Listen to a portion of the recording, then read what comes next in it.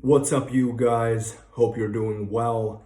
Welcome aboard the video. Now, as promised yesterday, in today's video, I'll be covering my predictions for the 2021 season, which is starting in about a month's time. Trying to keep the video short here again, so let's get straight after it. So actually what we'll do is we'll do it this way. We'll talk about the drivers first, and then we'll move to the constructors after that.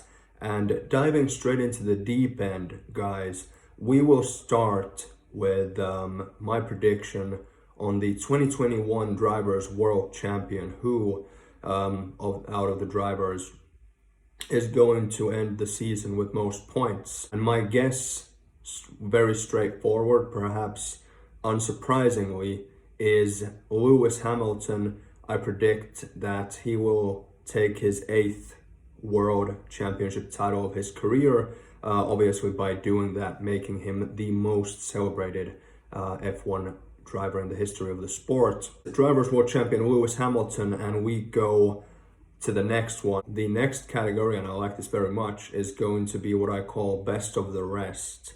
So guys, just shortly to go through what best of the rest means is for many people that means basically the driver who is going to end up 4th in points behind Lewis Hamilton, Valtteri Bottas and Max Verstappen. For me, best of the rest is the driver who finishes 5th behind this top 4, which in terms of car performance should be Verstappen, Checo Perez, Hamilton and Bottas. So I'll be answering that question here. And to be honest, guys, this was actually a pretty difficult one for me because there's many good, talented guys in that so-called midfield, and also car performance-wise, when we look at the constructors, it's a very difficult midfield to predict. But in terms of best of the rest, I'm going to go with Charles Leclerc from Ferrari. Now, first of all, the guy is a stunning talent, one of the best rising young guys besides Max Verstappen and maybe George Russell. But there's another very simple reason why I think he's going to end up high this season in the standings, which is he drives for Ferrari. Now, I think Ferrari definitely are going to improve from last season. Again, the argument for this is pretty plain and simple. With the resources they have, and with the nightmare season they had last season, there is only one way for Ferrari now, and that's to move upwards. And I think that they just have enough of that know-how, and they have enough resources. After all, Ferrari is the most successful team in the sport's history. It is a powerhouse, and it has to be 3rd behind Mercedes and Red Bull. So I went with the talent that Leclerc offers, and also just simply the fact that I think probably this upcoming season he will be driving the 3rd best car alongside his teammate Carlos Sainz. So next up, guys, breakthrough of the season. Now, I know breakthrough can mean many things. It can mean somebody having their first season doing something impressive, or a youngster who has only driven for a couple of seasons having, for the first time, having an actually very good season. However, you can also argue that having a breakthrough season is rising from a respected high-level driver and athlete to ultimately being a star or superstar. And I'm actually going to go with this latter definition of breakthrough here. So my breakthrough driver of the season for you guys to follow is going to be Carlos Sainz. Driving for Ferrari. Obviously, he's not a debutant in F1. He's not some super young talent.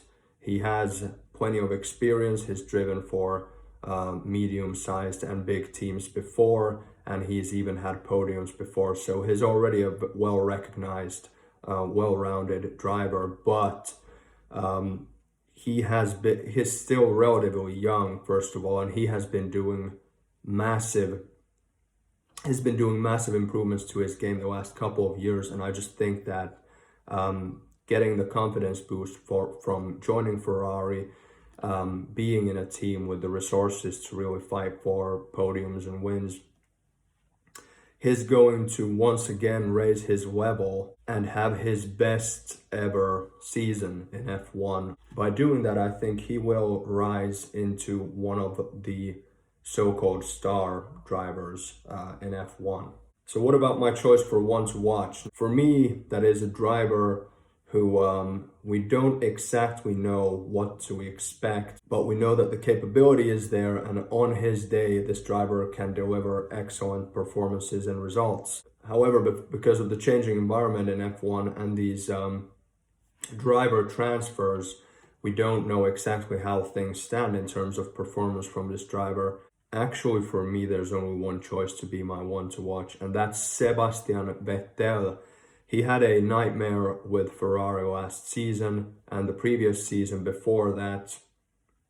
They had a good car, but he was beaten pretty heavily by his then Ferrari rookie teammate. Vettel, who is a four-time world champion, has now had 2 seasons in a row being beaten by his teammates, and in the latter of those, they had a very bad car. But we also know what he's capable of, and the thing that makes this interesting is that we don't exactly know where Seb is, but we also don't exactly know where the new Aston Martin team is performance-wise. So for those reasons, I think the biggest mystery going into this season is how Sebastian Vettel is going to do. Right, guys, that was the drivers covered, and then we move briefly to the constructors, and once again we start from the Constructors World Championship. Which team is going to collect the most points with their 2 drivers? So to some people this comes as no surprise, obviously, but I'm going to give a couple of arguments anyway. My choice for Constructors World Champs this season is Mercedes for the 8th time consecutively. Now, shortly, I do think Red Bull are eventually going to catch up with Mercedes and give them a run for their money. The thing is, with the regulation changes being postponed to 22 instead of originally when they were supposed to already be there for this season, I think the uncertainty on whether Mercedes can continue their dominance in the sport, that is something that's a relevant question 1 year from now. It's not really that relevant right now. I think right now they have too big an advantage for the other teams to catch up.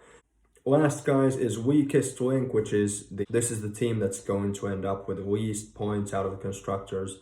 Now, this was kind of difficult because you are tempted to go with Williams here, since they have been the weakest team in several seasons. But then I started thinking about the trends, in which direction are these different teams going. Williams obviously had, last season for Williams obviously was way better than the couple of seasons before that.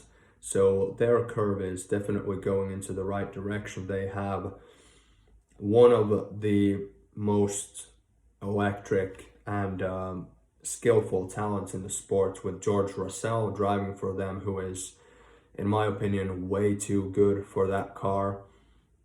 And then you look at the trends vice versa. Haas has had a couple of horrible seasons, and after having arguably like the 5th best car in the field in 2017 and 18, they have been very far off in the last couple of seasons pace-wise. They also have 2 rookie drivers in their lineup with no F1 experience prior to this. So with all of this, mixing it up, I actually say Haas will end up last in the constructors.